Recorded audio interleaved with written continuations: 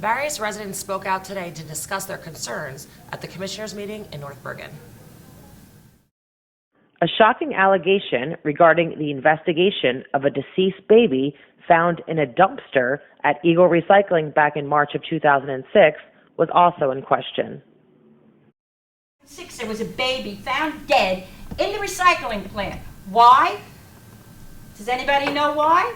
Because they weren't separating their recyclables. The poor child, they did an autopsy, and I want to know if the child was alive. Oh, you don't remember that?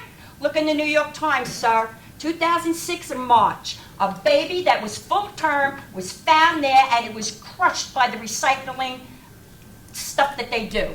Okay? Had they been separating it, they may have found the baby alive. Now, I want an answer to that question, because now go ahead and laugh. It's the New York Times. What is the question? I want to know what the investigation, why don't you know about it, and why are they still open with all this crap going on? What is your question? My question is, was the child alive? They did an autopsy. Do you have the reports? I would like a copy of it. Apparently the child was dead. I know it.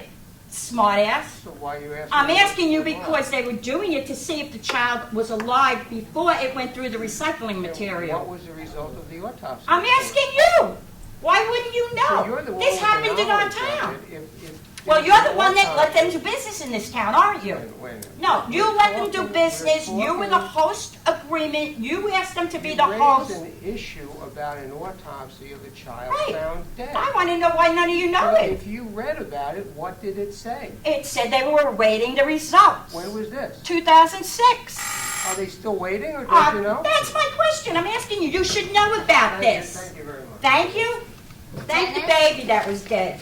Okay? Dennis Cernak, 1452 You already killed one, and there's going to be more. One man voiced his frustrations regarding the excessive noise from commercial vehicles in a residential zone. That operates 7 days a week, 24 hours a day. Wakes me up 2 o'clock, 3 o'clock, 4 o'clock, all hours of the night. They got the big backup beepers on the trucks. They start the trucks. They got to race the diesel trucks for like the first 5 minutes to warm them up. The smoke is going into my yard, my property, everything. I would like to know why the town hasn't changed the zoning in this area after they allowed a non-conforming business to extend. Why the zoning has not been changed to residential commercial, where our taxes then would be justified. You have to understand that changing the zoning after a business is already located there does not do anything. Okay, but That's what a the pre-existing- building was already there, but it was a non-conforming business. It was How do you extend a non-conforming business? It was a pre-existing non-conforming use that the law protects. You can't. Right, but you can't cannot change extend the a law. non-conforming. No, you can't extend it. Then it was extended, how? Wait a minute. You were at the hearing before the Board of Adjustment, I believe. Yes, I was at that meeting. Well, then you know how. Honestly, I really do not. Wait a minute, you were at the hearing. Well, I don't when they understand all that stuff they're talking about, I really don't. That's not my thing. Well, you're coming here asking for an explanation, and when you were at the actual hearing, you're saying you didn't understand that. How would you possibly understand any explanation Well, I gave? because since then, from then to Well, I now, could- I've done some, investigating Oh, on my own. so maybe on reflection, you'll understand it thinking back Okay, at the hearing. besides that point, okay? How That is... is the point that you No, it's raised. not the point. How, Then what is the you're point? letting a commercial business in a residential area operate 7 days a week, 24 hours a You're day, talking about a pre-existing non-conforming use. And which you could were not there. extend. You were there when they had the hearing and the testimony, and the evidence was put in. Right, and there was 100 people here from the neighborhood who all said no, and they still did it anyway. I wasn't there. I was. I wasn't there. I got up and spoke against it. The bulk of that business was not affected by that variance. The bulk of that business was already there.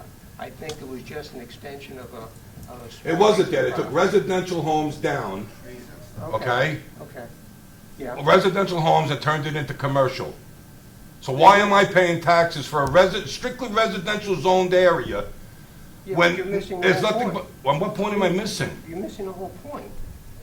Most of that was a pre-existing non-conforming use. They went before a board, had a hearing. Which the board should have never heard Well, maybe because they- the board already... I wasn't there. I North don't know what Bergen the already evidence had a was. contract with Maine Towing to do towing for the town.